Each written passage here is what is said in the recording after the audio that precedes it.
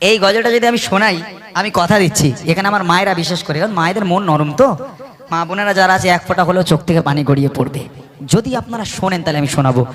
আপনাদের এখানে আপনাদের নিজেদের কন্যা সন্তানেরা, মেয়েরা, আপনাদের মেয়েরা এখানে হয়তো আপনাদের পাশে বসে আছে, এই যে বাচ্চা মেয়েগুলো আছে, আহা হা, সেই যুগে এই বাচ্চা মেয়ে জন্ম, হ্যাঁ, কোনো মা যদি জন্ম দেয়, ওই মা আতুর ঘরের মধ্যে এই বাচ্চার গলা টিপে হত্যা করে।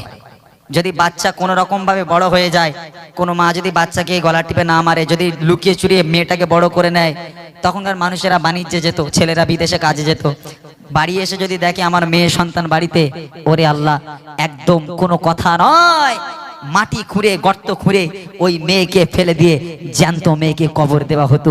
তার নাম ছিল জাহিলিয়াতের যুগ।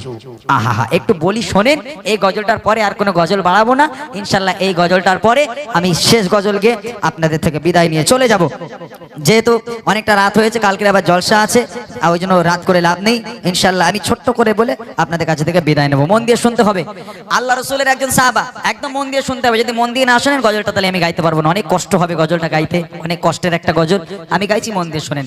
আল্লাহ রসুলের কাছে একজন সাহাবা এলো, ইয়া রাসূলুল্লাহ, ইয়া হাবিবাল্লাহ, আপনি বলেছেন আপনি যার জন্য দোয়া করেন সে নাকি জান্নাতি, আপনি যার জন্য দোয়া করেন তার নাকি কোনো অপরাধ আর থাকে না, গুনাহ থাকে না। ইয়া রাসূলুল্লাহ, আমি আমার জীবনে অনেক বড় একটা গুনাহ করেছি, অনেক বড় একটা ভুল করেছি, আল্লাহ কি আমাকে ক্ষমা করবে? আল্লাহ রাসূল বলছে, ও সাহাবা, তুমি এমন কি গুনাহ করেছো যে আল্লাহ তোমাকে ক্ষমা করবে না? আমার আল্লাহ দয়ালু, আমার আল্লাহর কাছে চাইলে ক্ষমা করে দেয়। তুমি কি গুনাহ করেছো? ইয়া রাসূলুল্লাহ, ইয়া হাবিবাল্লাহ, আমি যে গুনাহ করেছি এই গুনাহ ক্ষমার যোগ্য নয়, আমাকে কখনো ক্ষমা করবে না। কি করেছো তুমি? সাহাবা বলছে, ইয়া রাসূলুল্লাহ, ইয়া হাবিবাল্লাহ, আল্লাহ পাক আল্লাহ তাআলা আমাকে ভালোবেসে একটা ফুলের মতো, পরীর মতো কন্যা সন্তান দিয়েছিল। ইয়া রাসূলুল্লাহ, আমি আমার এই নিজের হাতে করে আমি আমার কন্যা সন্তানকে জিন্দা দাফন করেছি। ইয়া রাসূলুল্লাহ, এই দোয়া, এই ক্ষমা কি আমার হবে? এই ক্ষমা কি আল্লাহ আমাকে করবে? আল্লাহ রসুল সাল্লাল্লাহু আলাইহি ওয়াসাল্লাম এই কথা শুনে সেদিন এত কান্না কেঁদেছিল, আল্লাহ রসুলের চোখের পানিতে দাড়ি মোবারক ভিজে আল্লাহ রসুলের পিরান পুরো ভিজে গেছিল। আল্লাহ রসুল সেদিন বলেছিল, হতভাগা পিতা, তুই কেমন পিতা, আজকে তোর নিজের কন্যা সন্তানকে তুই জিন্দা দাফন করলি, তোর কলিজা একটু কাঁপলো না? আহা হা, কি করে দাফন করেছে গজলের মাধ্যমে আপনাদের শোনাচ্ছি। সেই সাহাবা আল্লাহ রসুলের কাছে এসে বলছে, কি বলছে? আরবের বুকে জাহিলিয়াত যুগে, আরবের বুকে জাহিলিয়াত যুগে, সুখ শান্তি নারী সম্মান বলে কিছুই ছিল না। কি বলবো সে যুগের ঘটনা, কি বলবো সে যুগের ঘটনা।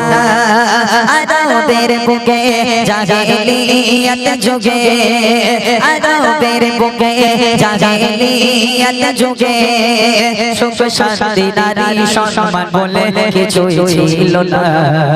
কি বলবো সে যুগের ঘটনা, কি বলবো সে যুগের ঘটনা।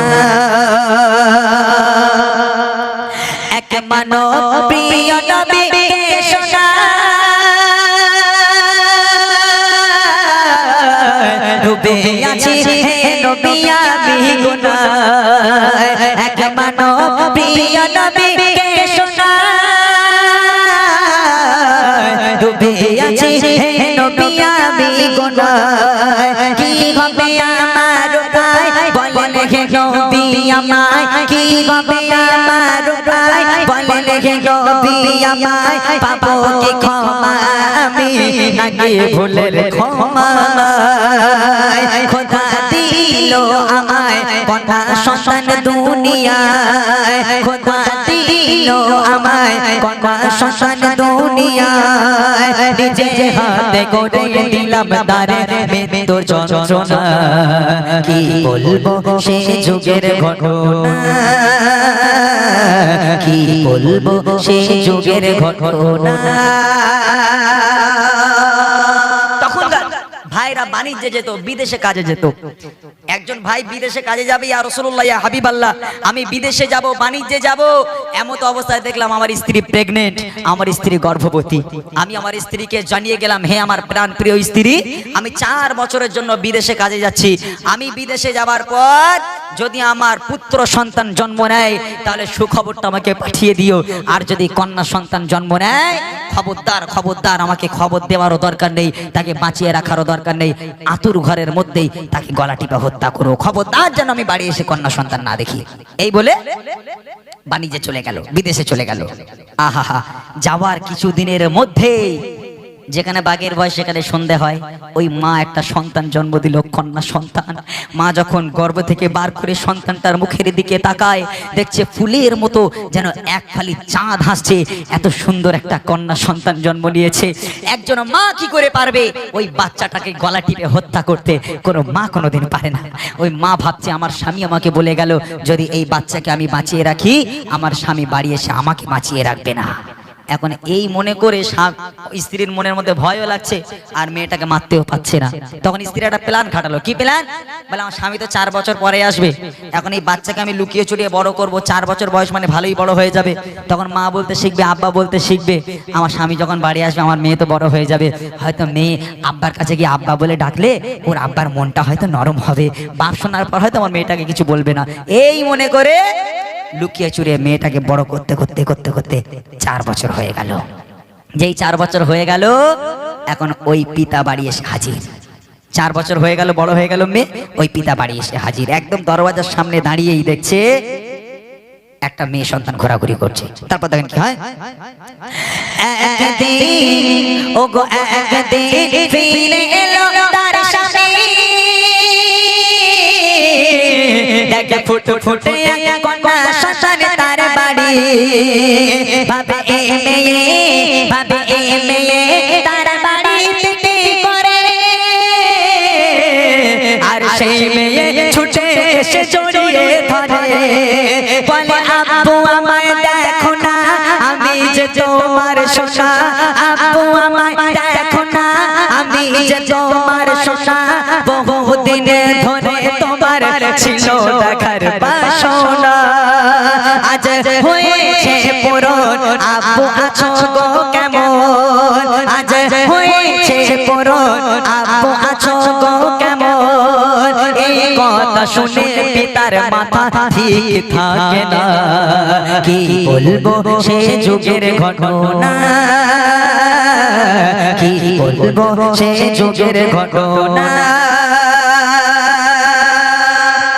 বাপ দাঁড়িয়ে আছে দরওয়াজার কাছে, আর মেয়েটা দৌড়ে দৌড়ে দৌড়ে দৌড়ে এসে আব্বাকে জড়িয়ে ধরেছে। মায়ের কাছে আব্বার কথা শুনেছে, জানে এটাই আমার আব্বা। গিয়ে মেয়ে বলছে, আব্বা আব্বা কতদিন আপনার সঙ্গে দেখা করার জন্য আমি ব্যাকুল হয়ে আছি, আব্বা আব্বা কতদিন পর আপনাকে দেখছি আব্বা, প্রথমবার।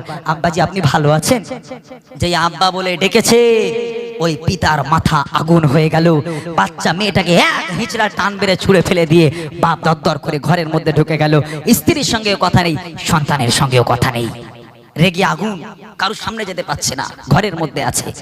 একদিন হয়ে গেল, 2 দিন হয়ে গেল, 3 দিন হয়ে গেল।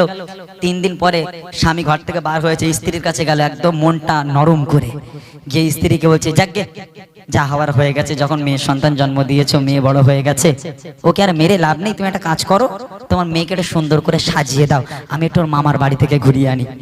আহা, মা খুশিতে বাগে বাগ, আমার কঠোর স্বামী আজকের আমার মেয়েটাকে কবুল করে নিল, আমার মেয়েটাকে মেনে নিল।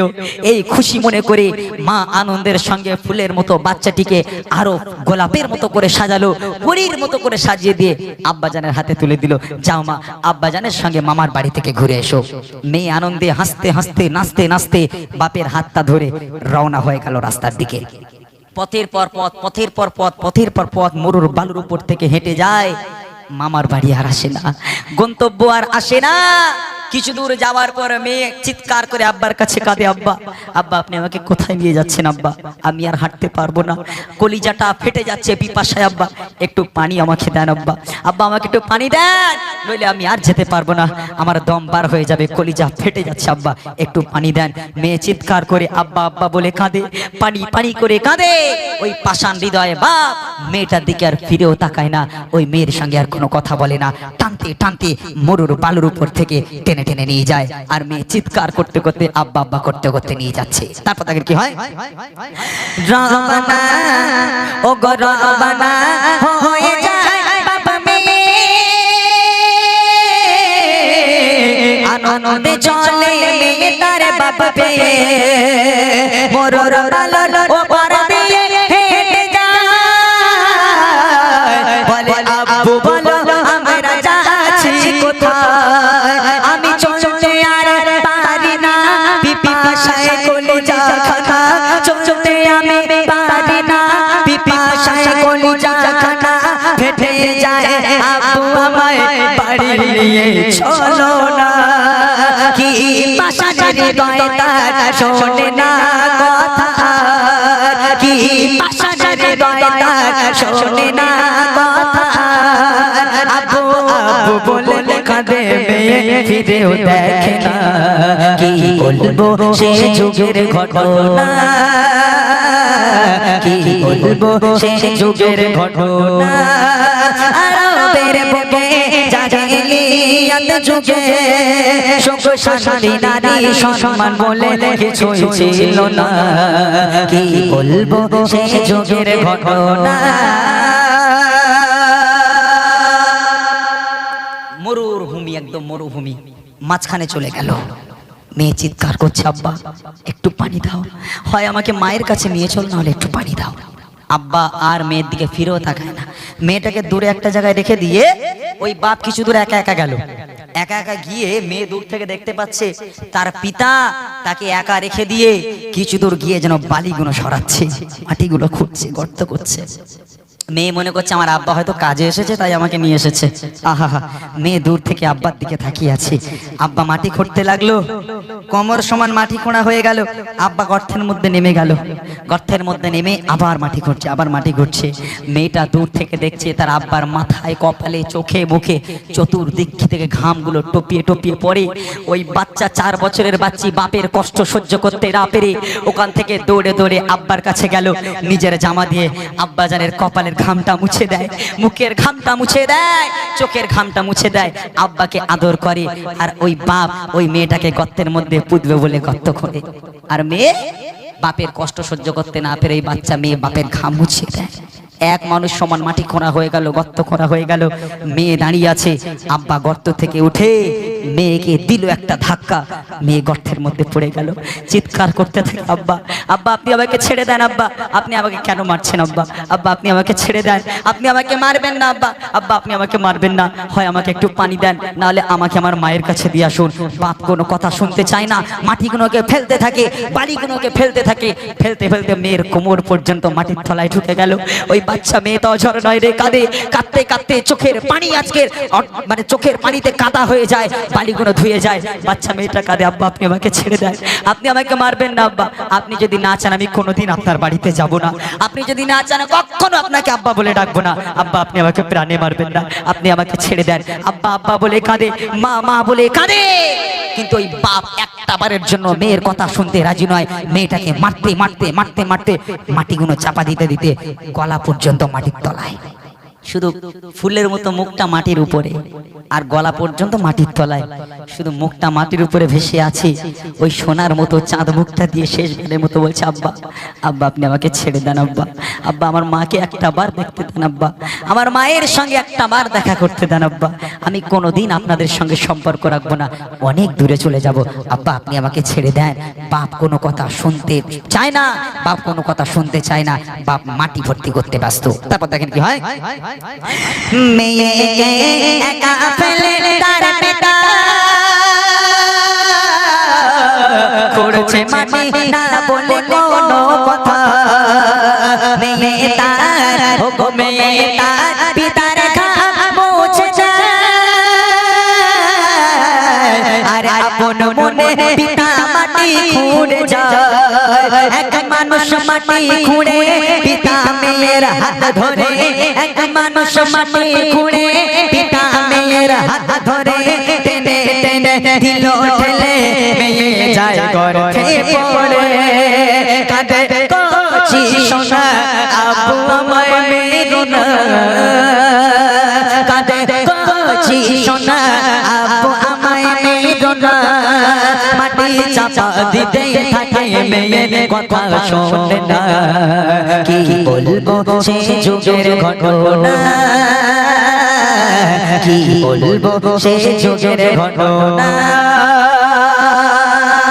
ইয়া রাসূলুল্লাহ ইয়া হাবিবাল্লাহ এইভাবে আমি আমার মেয়েকে জিন্দা দাফন করেছি আল্লাহ রাসূল এত কান্না কেঁদেছে দাড়ি মোবারক ভিজে জামা ভিজে গেল সেই দিন থেকে আল্লাহ রাসূল মেয়েদের সম্মানকে বাড়িয়ে দিয়েছিল অনেক শাশুড়ি বা শ্বশুর আছে মেয়ে সন্তান যদি বৌমা জন্ম দেয় তার সঙ্গে আর কথা বলে না হাসপাতালে পর্যন্ত দেখতে যায় না ছেলেকে বলে এই চেয়েছিলাম ছেলে হয়েছে মেয়ে যাবার দরকার নেই আল্লাহ রাসূল সেই দিন থেকে মেয়েদের সম্মান কোথায় রেখেছে জানে আল্লাহ রাসূল নিজে মুখে বলেছে যার বাড়িতে কন্যা সন্তান জন্ম নেবে যার বাড়িতে মেয়ে সন্তান জন্ম নেবে আমি রাসূল বলে যাই তার বাড়িতে কোনোদিন অভাব হবে না তার বাড়িতে কোনোদিন আল্লাহর রহমত আর বরকতের অভাব হবে না যার বাড়িতে কন্যা সন্তান জন্ম নেবে আল্লাহ পাকের রহমত আর বরকত আল্লাহ পাক তার বাড়িতে ভরিয়ে দেবে আহা সেদিন থেকে মেয়েদের সম্মানকে আল্লাহ রাসূল অনেক বাড়িয়ে দিয়েছিল শেষ কথায় কবি লিখছে দেখেন মাটির তলে দেহ মুখ বিপার করে কেটে কেটে বলে আপু দাও ছেড়ে শেষ